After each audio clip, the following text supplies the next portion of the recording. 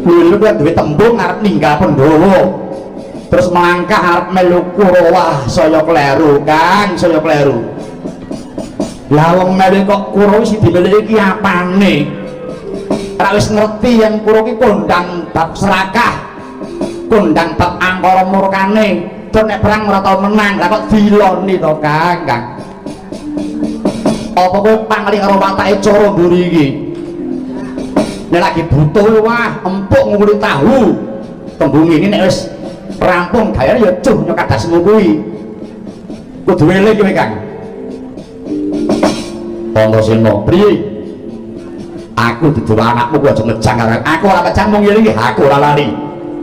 Oh lah. Wis keracunan kowe, Kang. Wis kena provokator kowe, Kang. Nek pancen mengkono sing ditumitakmu ya wis.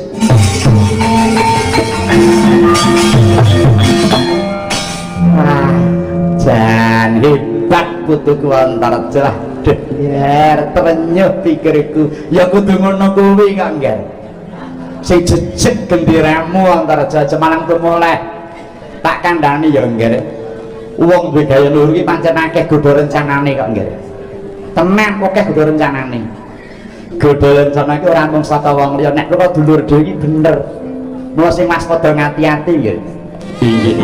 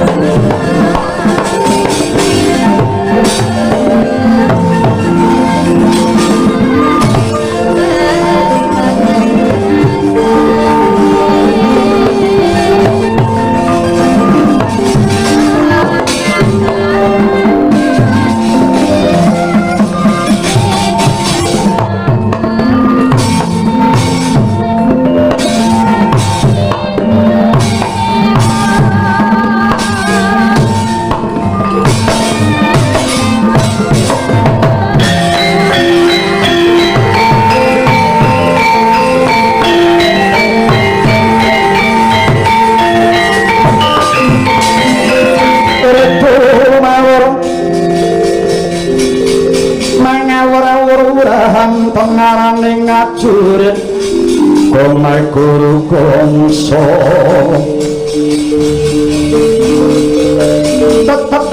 putra para panjriting turangga westi nyang dwaja kang keitir kata ingkang dwaja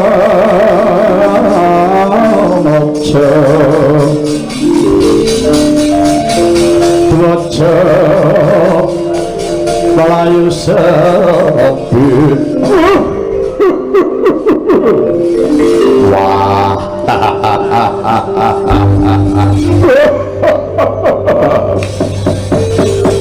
man haryoto man sulurti man paman celak lenggahipun kalian koko parapu tebih wong abiyantara kepareng paman jara taringanipun putra kula panenggak kuro wingking saking Banjar Juluk Dursasana nyadong dawuh lho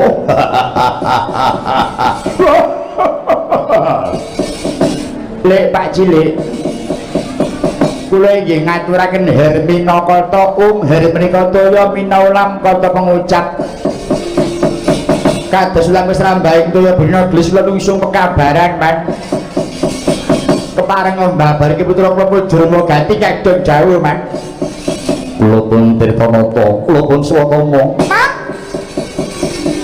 maksud sendiri kuku kula nyadar dawuh man menapa wikatosing masyarakat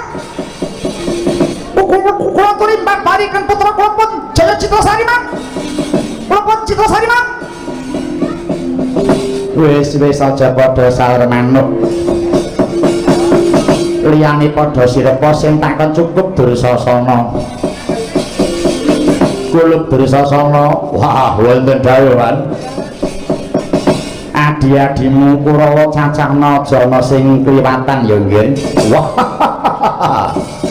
wah dengaren paman kok ngangge nyacahake barang man iya kabeh iki amrih genahe kok Dursasana oh nggih man ketingalipun dina menika jangkep mboten pamit man syukur nggih tur upama pamit alasane ya arep nyanti ta nggih wong padha praine ho nggih ya nggih sata kura kabeh wae pisan iki welingku padha gatekno ya kulub siji aja mbok kendhone nggonmu dandan kepara kencengana sing kaping pindho kerep ana nggonmu padha gladen perang dene sing kaping telu olah kanuragan kepara ajekana sebab Kakang Durna ngendika pripun Kurawa kuwi pancena pusring kadigdayan wah paman iku dadak ngompak sampeyan ngendika kura pusring kadigdayan nek niku leres kura niku pundhut kadigdayan sebab napa nek perang ora tau menang man lah nek kuwi merga nasib kok nggih ning tak jaluk aja cilik atimu dur kepara bombongan rasamu ing batin mesti kowe takon wong perang ki adu nasib apa adu kasekten ya ngono ta sadurunge kowe takon iki tak jawab ya nasib ning ya kasekten malah saka penemuku jibaku kuwi ana nggon glaring ida Dursasana oh nggih mula bareng kengeyang Bisma nate dawuh perang kuwi aja mung didali akal ning ya nganggo akal mergo kabeh wong kuwi sinung apes oh ngaten ya ora beda sing dirembuk ana ing pasilakan mau kulub yaiku wakni Gondha Sokalima nampa murid anyar ratu saka Karton Pusarbawana jenenge Prabu Naga Tawingnya dheweke nyuwun pedharing kawruh sangkan paring dumadi lajeng Kakang Durna sagung medharake waton Prabu Naga Tawingnya bisa mateni si Gatotkaca malah yen perlu ora mung bocah tringgondani sak pendawane ditumpes sak oyot-oyote mula kang mengkono nggih tak jaluk kabeh wae aja wedi nang Pandhawa kowe aja wedi karo Werkudara tak ambali tembung iki aja wedi karo si Werkudara sing pengapesane ana nggon pupune kae yen si Janaka kuwi pengapesane ana nggon drijine sing diwenehi ali-ali saka Kakang Durna biyen. Oh nggih. Kejaba saka kuwi dur malah iki tuwuh penemuku nggih. Wah. Pemanggih napa, Wan? Aku arep mbarung sinang ngriwuk kempul. Yaiku sisan sing gawe kisruh ana Naladan Ngamarta. Sakwise Kakang Durna utusan calon siswane yaiku Prabu Naga Tawing nyokon mateni Gatotkaca. Lah iki aku krungu pawarta jare Antareja iki ya wis sawetara suwe ora sida nyang Raja Ngamarta. Manut kabar Antareja rada gelo atine awit ora dipilih dadi senopati. Sing dipilih kok si Gatotkaca iki merengguk pikire. Mulai kene babar pisan aku arep mbudidaya kepriye bisane Antareja tarung kelawan sedulure dhewe nganti sak matine. Ya kanthi ngobak-obak nopaman Ngamarta ngono kuwi mau saya bakal cepet ngringking Praja Ngamarta, Dur. Weh, ngaten iya. Wis saiki tak wani wektu 10 menit kanggo saran utawa usul. Kowe arep usul apa Dresasana? Lho iki. Kula ingkang usul mintaman Kartomarmar usul apa? Iki. Kula usul Kurawa ingkang saged mungkasi damel prayogi dipun paringi kanugrahan Paman. Oh iya. Aja samar le.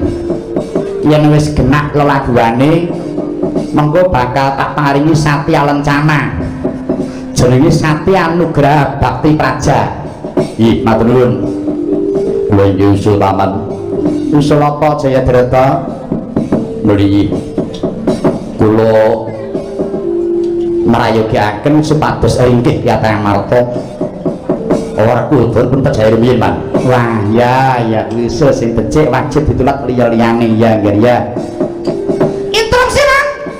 Wah. Bocah interupsi ka kenapa? Usul. Usul apa?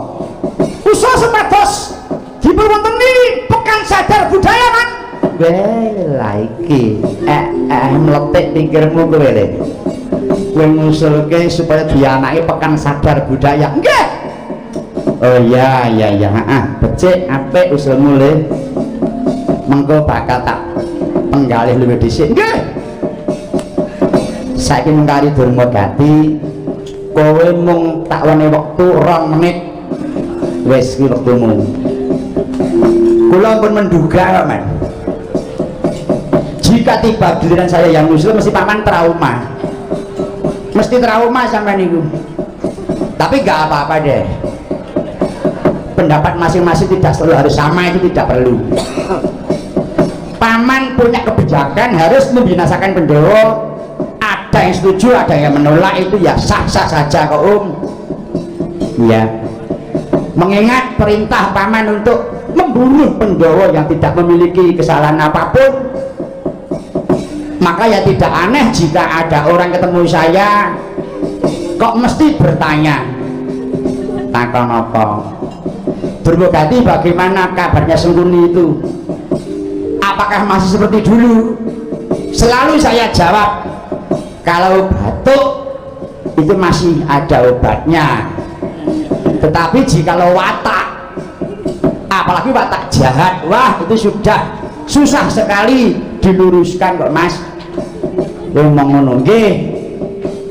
Padahal kita pernah mendengar petuah dari Yang Abiyasa yang seharusnya selalu kita jadikan pegangan, yaitu sebagai kesatria harus berwibawa, bijaksana, sentosa dan sederhana.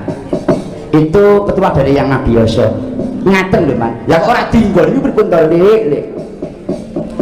Durmagati, kula mbahmu Abiyasa tutur nyang kebecikan kuwi wis lumrah. Sebab mbahmu kuwi pendhita. Lah wong patih kok kon kaya pendhita iki model patih cap apa kaya ngono kuwi,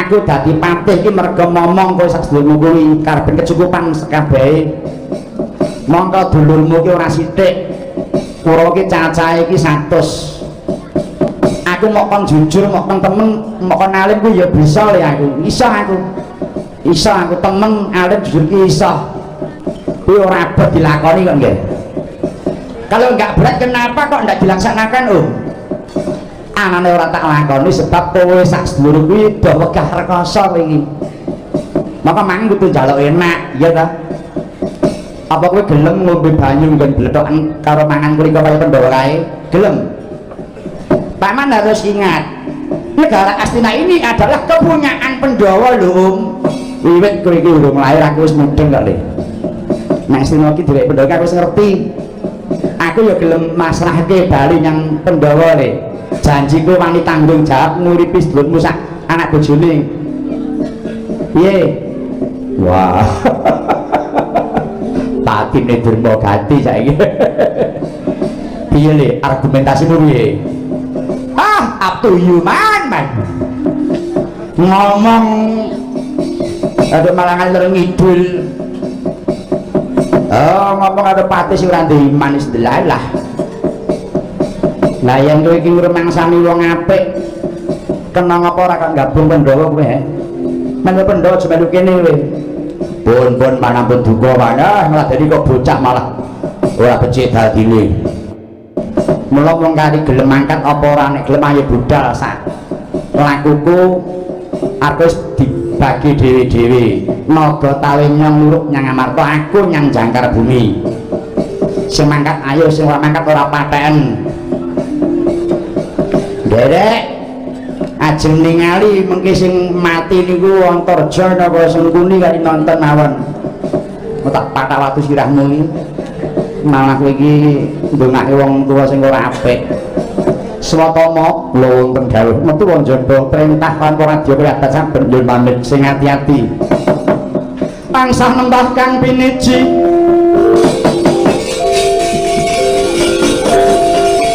sang swatama sikra medal undang wadya polonganku hormat kang poradya panampi dawuh ira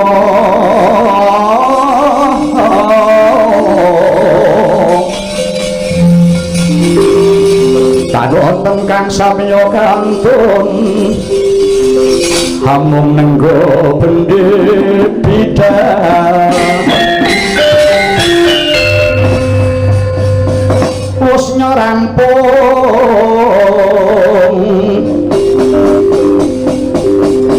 sang swatama ngenya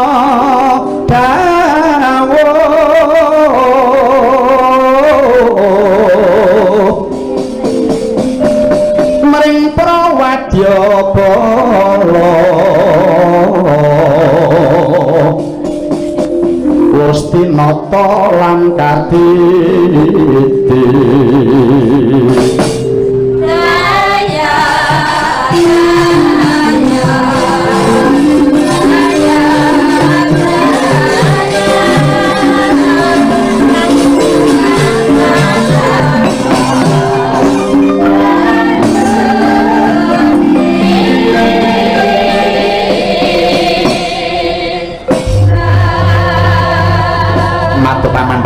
ya priye swatama selanjutnya belum silami paman syukur bagi sewu swatama wonten dawuh mara kowe bisa dadi pambantak ing lagu lur pamit sing ati-ati ya nggih mriki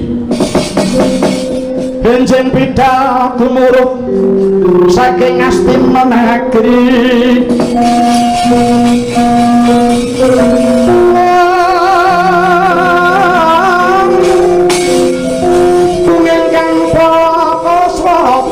pusananira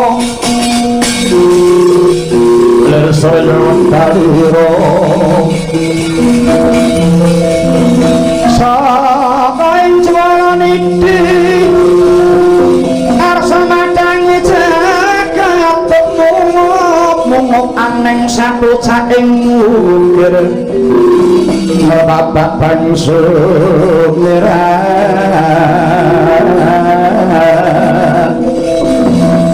kena soroting surya ngantuk migolan gunung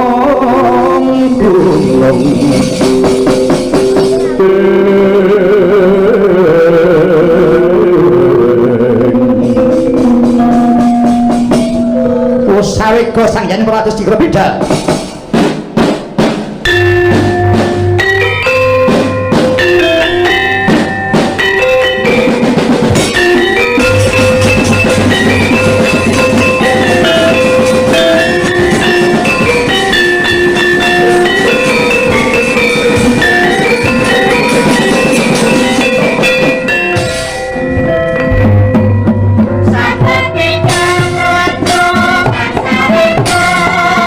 Oh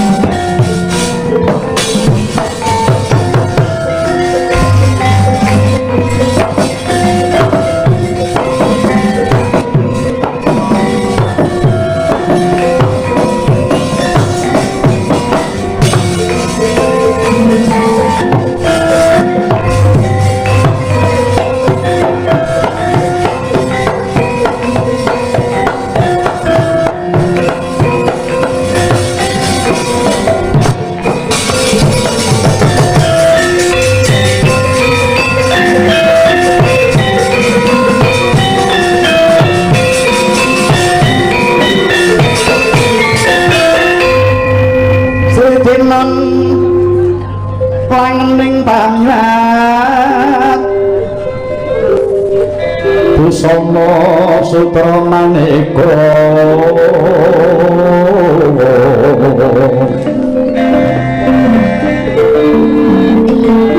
parenggeng kencana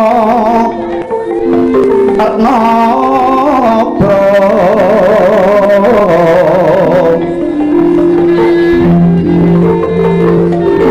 bandera layu kumiter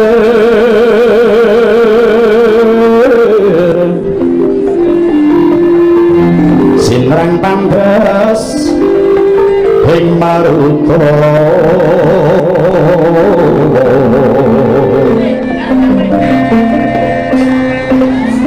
serana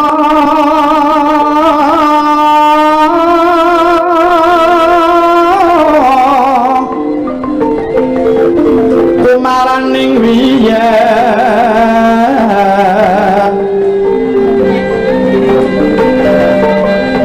mantian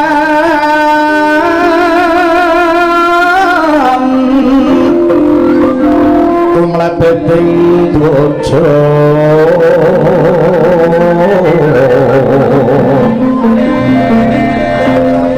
suprasta kayu kapraba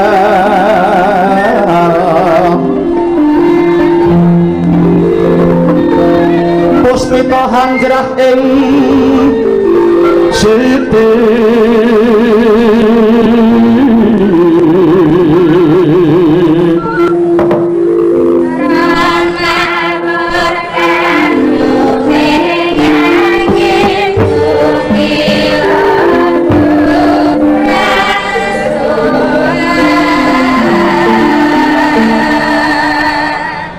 ketinggal gegancangan kang semulu maksama labet mestuti dawing sang mantri muka sajuru-juru nggih nyuwun kurang pak untut anatra wangi cendra pindha sekarang nunce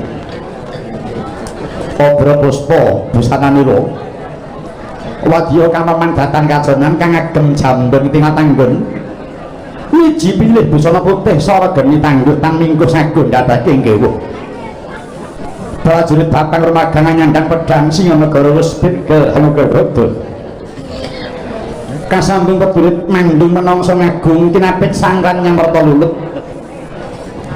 panewu mantri wis miranti lurah jajar katingal gelar panyuta hasil keplanasta nirbaya hangasta diwaja rantak-rantak entek keparak umbul-umbul sampe pinanggul lanastan penjawat kanan korban penumping penjawat kiring waneh-waneh titianing para prajurit nenggih dipanggotur menyang wahana rata sigeging samya bidra ganja kang lurus ing mangke datan kadinge wonten ing jangkara bumi ketingal radyan Antasena ingkang pinarak nampi dhateng sawaning sang Antasena yayah singar lampahira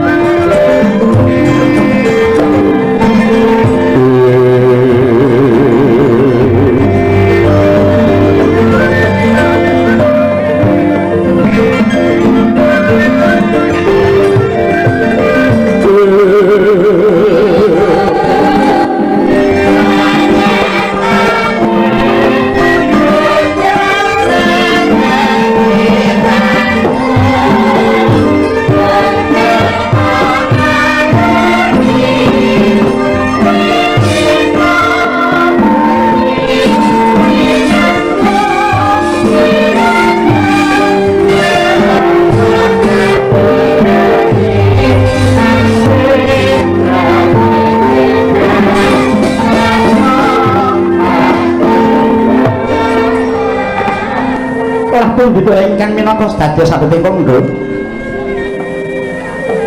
Panggih menika gemelaring kasatriyan Jangkar Bumi. Sinebat kasatriyan Jangkar Bumi. Mabet ing kina telas kedaton ing Raja Taksaka dijuluk Prabu Naga Bagindo. Dinastan Puserbawana mengko wedi dadi pasarmaning Buron Wisa. Kasebat arang dumateng krana wonten pemasten lan dualah jajar kalih. Minangka kali Braja Mawa. Kasatriyan Jangkar Bumi sinten pemasten kadewatan ingkang sedaya saking rajaning Sopya Semar Obramarkata. Purayoga kasatriyan lan dumateng dumati saking Silakasna Pinata. Talundake seneng seneng hayat linambahan arupa datutuwing Pama Datu. Bocah ing Puraya Pineka Penyiting Nagaraja pinatek kencang tulis cengkalang donya terus ring guna tatane ngrat.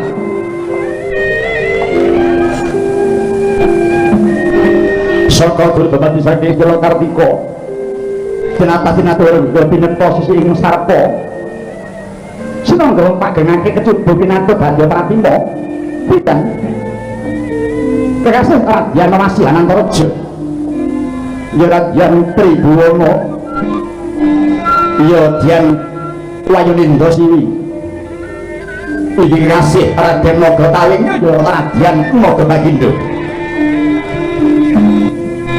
ing mangke dereng nggih badhe nyelenggah kasaruswani printarane nggih Radyan Hanantasena ing Brojokan Palaran sampun kadheraken ing panjenengan nggih Dadi Rawan Permengkama ayo sabdaning Sang Antareja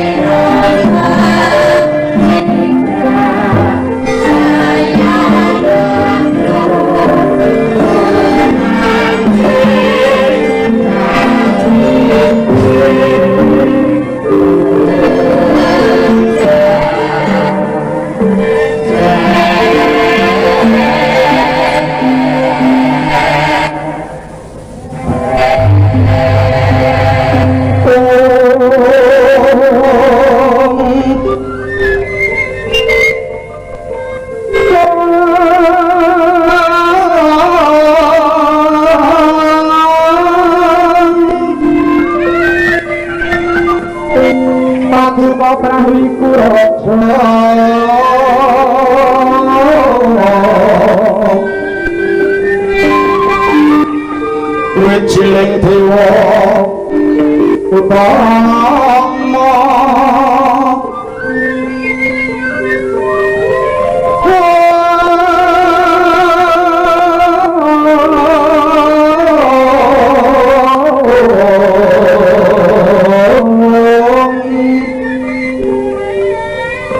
parantang teguh indriya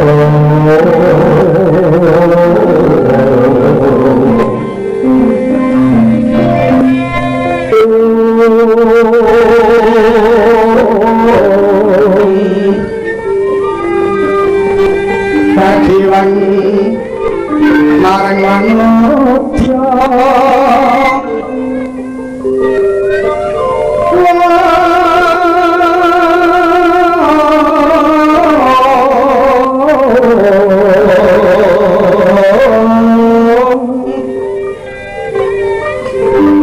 kehidupan tanpa karya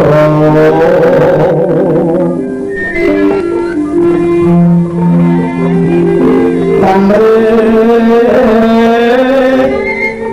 hartaning sarira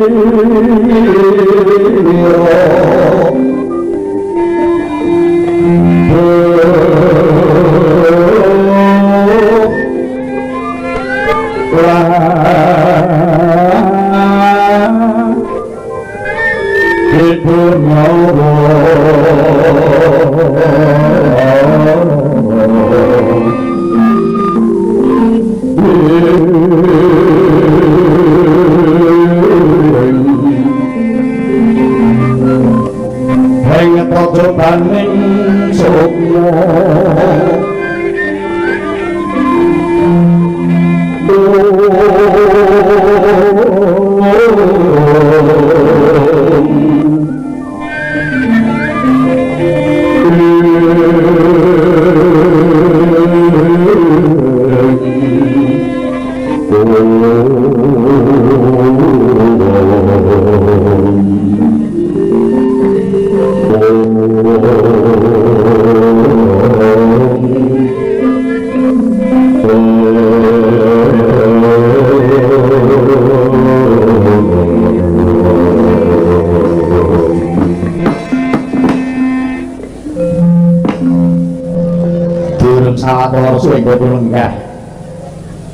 ndak salang kadangku ana srengeng pateng jangkar bumi Adimas Antasena kunang berkarajan pataning sading pandhapa kene yai iya kan antuk pangestumu lulus hartos lan tulis kok kang ora liwat taklipku monggo katur ya Dimas tak tampa banget ing primaku Antasena ulun kakang Mas Antasena Remangguya Irawan boten kantun ngaturaken pangabekti mugi kunjuk kakang Mas Antasena weh Irawan iki inggih kula pun Irawan kakang Mas ya tak tampa lewat kuwi nyuwun kakang le Irawan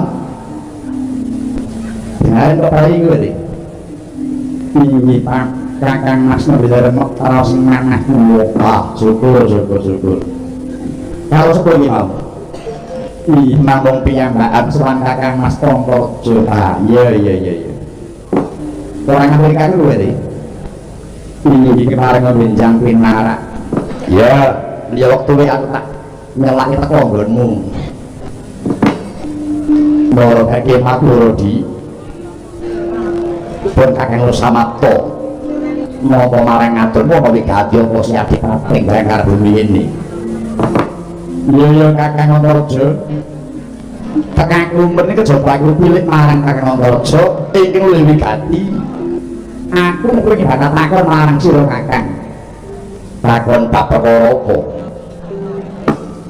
yen tak pitung oleh ngurasi Bonyang Praja Ngamarta wis tolong pisan iki kuwi kok ora sebut sebab apa to Kang apa kuwi lagi loro apa ana bab kang luwih wigati timbang si kakang si Bonyang Praja Ngamarta mengko dhisik Antasena apa kuwi takon mau saka pikirmu dhewe apa kuwi ana sing kongkon aku ora ana sing kongkon iki saka karepku dhewe kok Kang sumurupa Antasena mulane aku ora si Bonyang Praja Ngamarta sabab rasaku durung grebak sak si Bonyang Praja Ngamarta lho lah kok enteng penerang suramu Kan kowe duwe tembung rasaku durung gelem dijak si Bonyang Praja Ngamarta kuwi apa ora jeneng kakang kuwi ngapusi marang batinmu dhewe Kan oleh ku ngapusi manggon ngendi boyo eling kalau semono kuwi brotong-brotong nggawa map ngelamar golek gawe Nyang Praja Ngamarta dening Siwa Puntadewa ditampa pengamar mundur didadekake satria Nyang Praja Ngamarta malah disumpah barang tujuh ngelamar golek gawean bar diweni gawean kok mau nglakoni kuwi ra padha karo kowe ngapusi marang kesaguhanmu dhewe Kang. Wah kok yo ngelingi to Kang, saiki golek gawean ki angel lho Kang. Antasena apa? Aku gelem nyang Raja Ngamarta. Lakon Siwa Punta dhewe sing rawuh mrene Antasena. Oh. Betak angun tawo Kang, jebul gayung ngaliat utang-itung lintang tanah kelakone. Yen si Kakang arep-arep rawuh Siwa Punta dhewe mrene. Sebab apa? Awit elinga yen Siwa Punta kuwi ora mung ngatur kowe dhewe, nanging ngatur wong sak negara Ngamarta lho Kang. Yen kok pancen Siwa Punta ora rawuh mrene dhewe, apa paedahe aku sing nyang Raja Ngamarta. Lho. Benar enggak? Wong sulamu kok ora penak tak rasake iki mau. Apa kowe iki gelo atimu apa pengen njaluk ndakan blonjo? Wah, kok abah temen. Dijelak tak Antaca ngene. Lho kowe tak kandhanono, moga kowe bisa nglakuin lakon sing tak rasake wektu iki Antasena. Aku kuwatir Kang, kuwatir bathara apa? Yen nganti kowe cilik didungani gedhe dipecat saka jabatanmu para Raja Ngamarta. Sing isin ora mung kowe dhewe kok aku ya kesempyak wirang lho Kang. Mula kudu tok pikir ngono mau. Antasena, piye? Yen ana apa-apane kowe aja melu-melu. Tak tanggung iki tak sanggane dhewe. Oh ya wis. Yen pancen kowe tak elingke tak jak sibuk dulu-dulu ya ora apa-apa. Mung keparenga wektu iki aku arep semendono kene Kang. Kowe kena ana kene aja ganggu marang rasane wong raja. Wah. Wong griya mangun kong kanduwan rimang lere motang pokamin yen tanpa lusa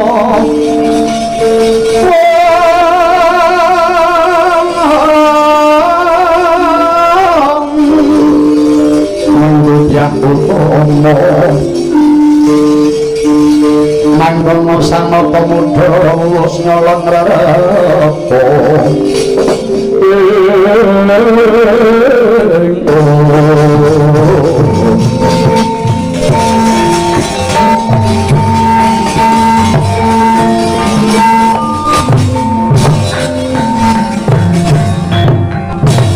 lihat lain ning kalangan negara pantah muncul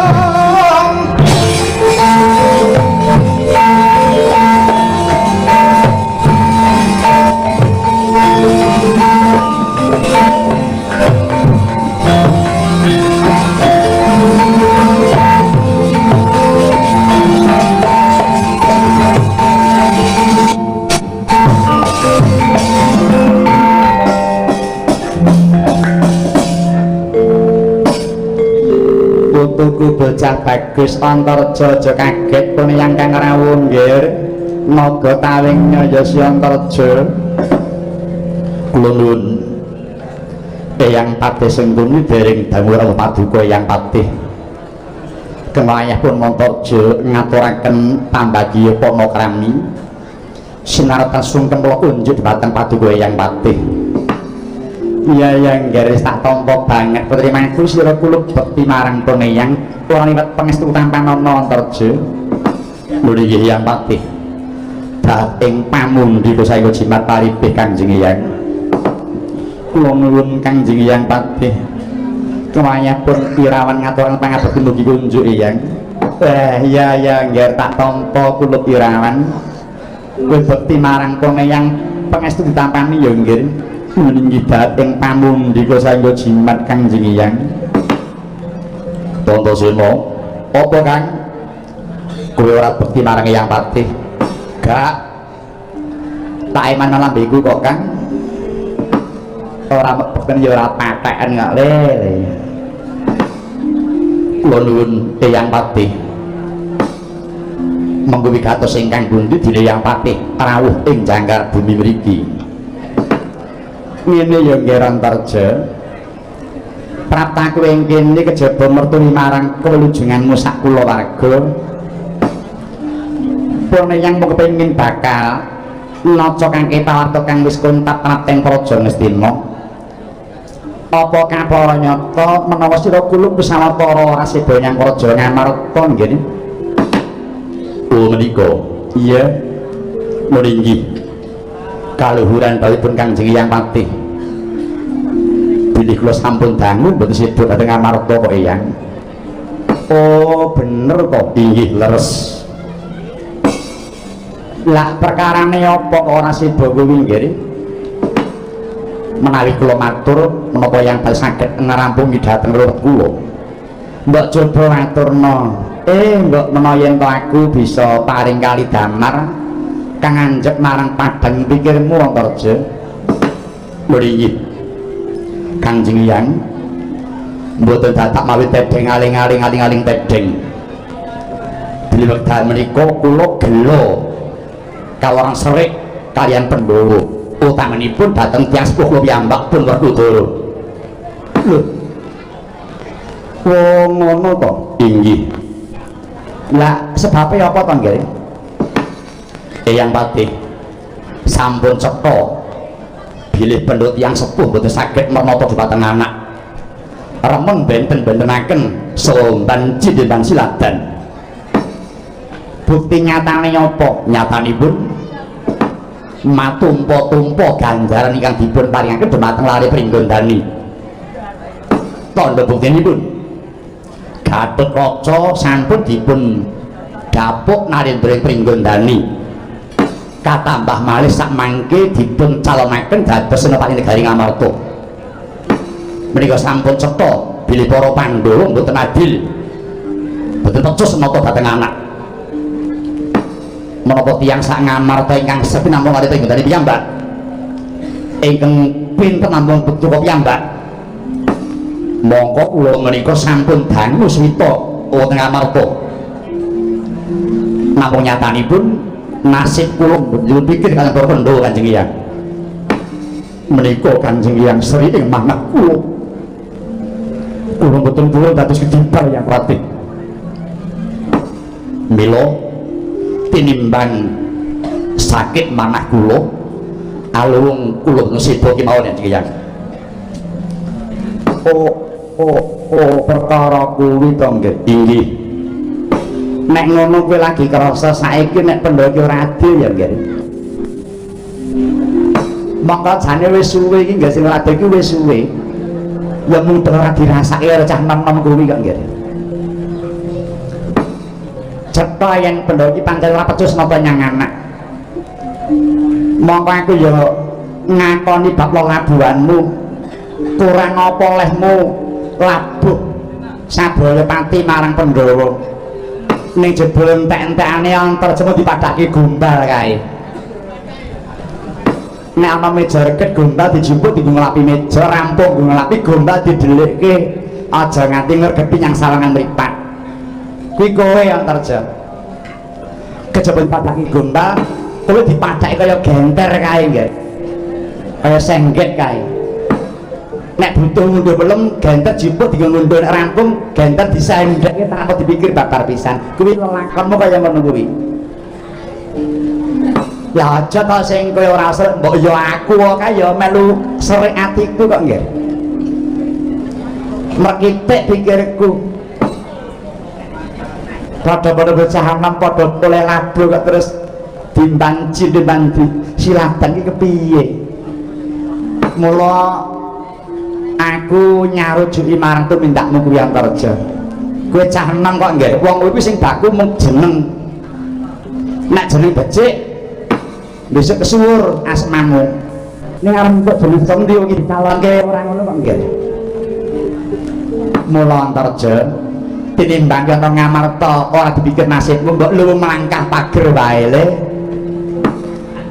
luwih ayo melu yang Ngastina wae mumpung iki wis butuh momen kaya kowe iki nggih ayo derek ngowo Duryudana kae mengko sing nanggo nasibmu sengkuni cekae kowe njaluk pangkat njaluk derajat apa ora turuti Eyang Pati priye apa sakinten saged kula gemi sadaya Eyang Pati lho aku iki wong tuwa kok nggih ora lo nyalon rembugku tenang nek ora percaya aku saged mujudake ir sak dhuwur putih kaget risang kapiran renangkul kinang petrombe tersangat naning tawono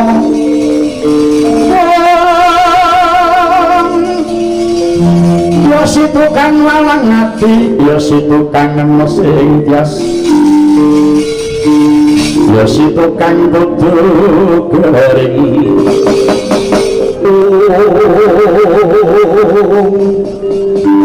waduh Eyang Pati bermaus pacar manahku kanjeng yang sampun nampi sadaring Eyang Pati ini menganten ugi jagat nek sanomo wiwit menika kula pisah kalian Pandhawa nderek dhateng Ngastina wah putusku nggih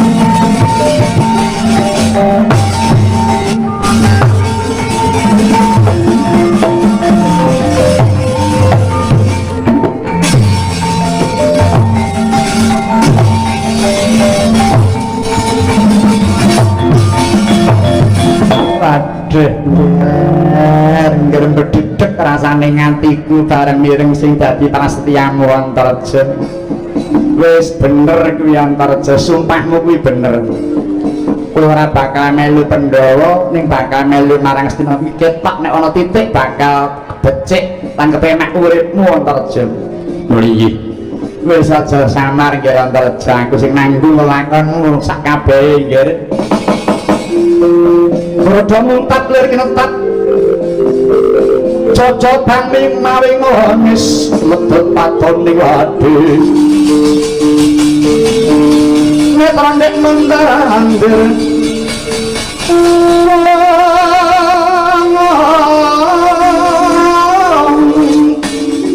ya jagat ya dewa Bathara Kang Antasena apa aku arep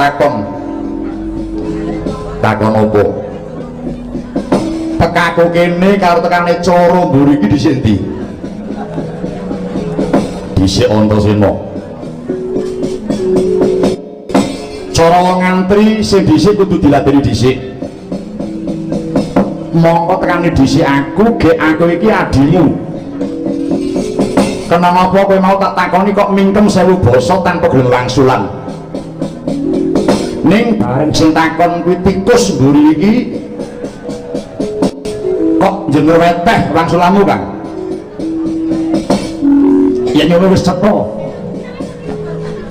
kowe abot wong lha timbang jurmu dhewe lan aku lagi ngerti iki yen to kowe iki jebul gelo atimu sabab ora kadapuk Senopati ya ngono pancen takoni wah lah kok epeh temen budimu Kan ing ngatasi kuwi ngaku putra Pandhawa tur gemblengan ngamarta kok cetek temen penemumu Kan ora kok jeneng aku iki ngrewangi dulurku ya ora ning aku mau ngarep matrapake kahanan sing sak benere ngerti ya Kang Kakang Gathuk didapuk Senopati dening Pandhawa kuwi ora karepe dhewe ning kuwi karepe wong sak negara lumantar marang wakil-wakile Punden Pandhawa nyalonake Kakang Gathuk biyen kuwi didasari ing bab lelabuhane Kakang Gathuk dhewe nadyanto aku ya ora maido ing bab lelabuhanmu nanging tak jaluk kanthi banget si Kakang kudu iso mbedakake marang tembung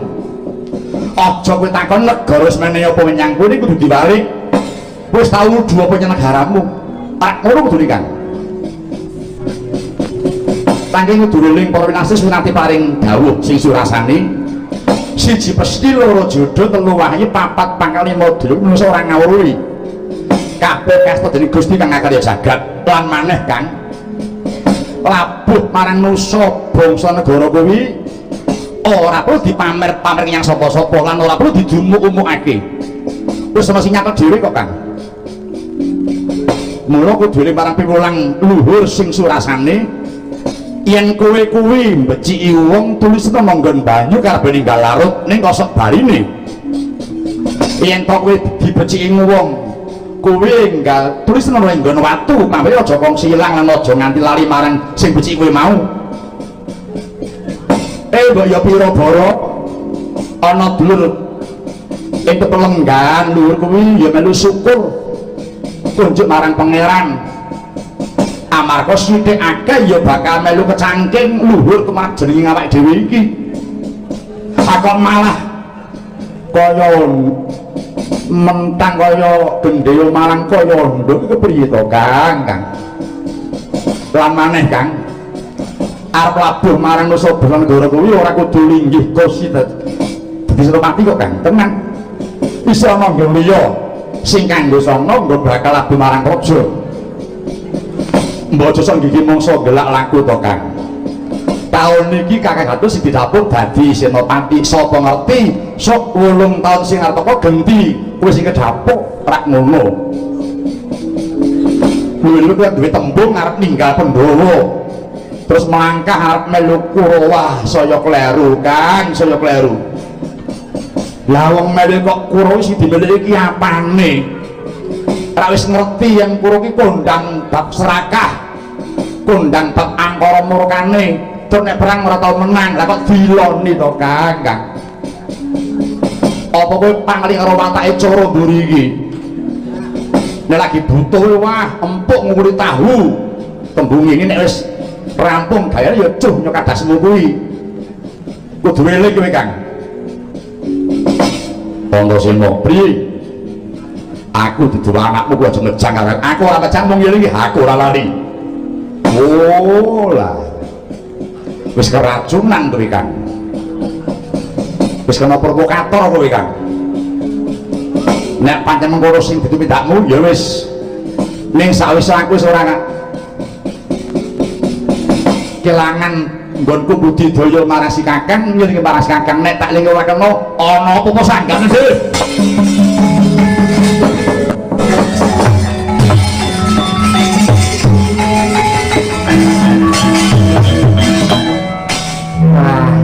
Jan hebat putuku Antareja. Biar terenyuh pikirku ya kudu ngono kuwi kok ngger. Sing jejeg gembiramu Antareja Malang tumoleh tak kandhani ya ngger. Wong duwe gaya luhur iki pancen akeh godha rencanane kok ngger. Tenan akeh godha rencanane. Godha rencana iki ora mung saka wong liya nek kula dulur dhewe iki bener. Mula sing Mas padha ngati-ati nggih. Inggih Hyang Pati. Ning ya kuwi Antareja sajake antos arep mulih nyang Ngamarta kersanipun. Kersane piye kok? Kula tekan negara Ngamarta lapor nyang bapakmu Watak Werkudara. Nang nganti diweni keterangan, Pak, jangkar bumi ana dayahe Sengkuni mblithuk karo Kakang Antareja. Bapakmu nesu mangkah rene piye awak kuwi? Lajeng kersanipun Hyang Pati ditututu nggih. Tututana kan bali ini dirih-rih karep melu kowe. Menawi mboten purun, lah nek ora kon kejaba mangsa bodho ana kowe Antareja. Nek rumah pateni aku ya lega lila. Kadang padha orang den becik esuk amun temu baris. Baris kang prayitna yo salon wong ing Wurwati. Luri Irawan, wonten bahaya hingga mangkat musuh Antasena. Tidak akan Kakang